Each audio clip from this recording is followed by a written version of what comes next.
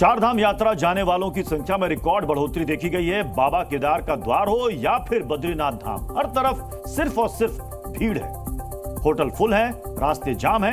ऐसे में व्यवस्था बनाना बड़ी चुनौती बनी हुई है। इसे लेकर कल धामी सरकार ने एक नया फैसला लिया है, जिसके तहत अब ऑनलाइन रजिस्ट्रेशन अनिवार्य कर दिया गया है।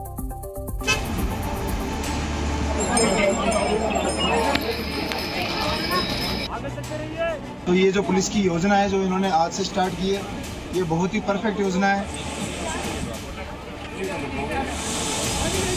चारधाम यात्रा पर भारी संख्या में श्रद्धालुओं का आना जारी है। यात्रियों की भीड़ में अभी तक कोई कमी नजर नहीं आ रही, लेकिन हालात पहले से अब बेहतर नजर आ रहे हैं।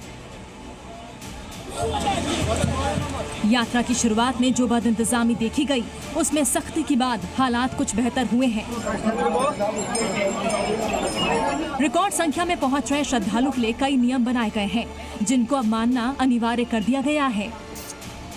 यात्रियों की सुविधा के लिए उत्तराखंड सरकार ने आदेश जारी किया है कि सभी तीर्थयात्रियों के लिए रजिस्ट्रेशन कराना अनिवार्य है। हरिद्वार और ऋषिकेश में ऑफलाइन बंद कर दिए जाने से अब ऑनलाइन रजिस्ट्रेशन के बाद ही श्रद्धालु चारधाम यात्रा पर आ सकते हैं। इतना ही नहीं, चारधाम की यात्रा पर आने वाले तीर्थयात्रियों से कहा कि पंजीकरण होने पर वे निर्धारित तिथि पर ही यात्रा पर आएं।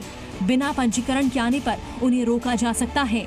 साथ ही यात्रियों को ये भी सलाह दी कि जिस धाम की यात्रा पर आ रहे हैं उसी रूट पर जाएं। टूर एंड ट्रैवल्स एजेंसियों को भी निर्देश दिए गए हैं कि यात्रियों के पंजीकरण की जांच करके ही यात्री भेजें।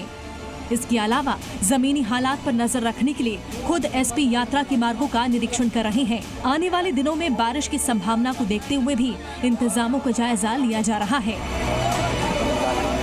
और जो यात्री दूर दराज से आ रहे हैं उनसे मेरा विनम्र और करबद्ध निवेदन है कि शासन के भी निर्देश है कि जो यात्रा पे जो भी आ रहा है वो अनिवार्यतः पंजीकरण करा के आए और उसी दिन का पंजीकरण लेके आए जिसमें उसके दर्शन करने हैं। किसी भी तरह की असुविधा से बचने के लिए उत्तरकाशी पुलिस का हेल्पलाइन नंबर है।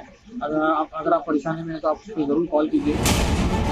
वहीं रजिस्ट्रेशन बंद होने की वजह से बहुत से यात्री हरिद्वार में पिछले 5 दिनों से रुके हैं। उम्मीद में है कि वो किसी तरह धाम के दर्शन के लिए चले जाएं। यात्रियों ने बताया कि काफी परेशानी हो रही है।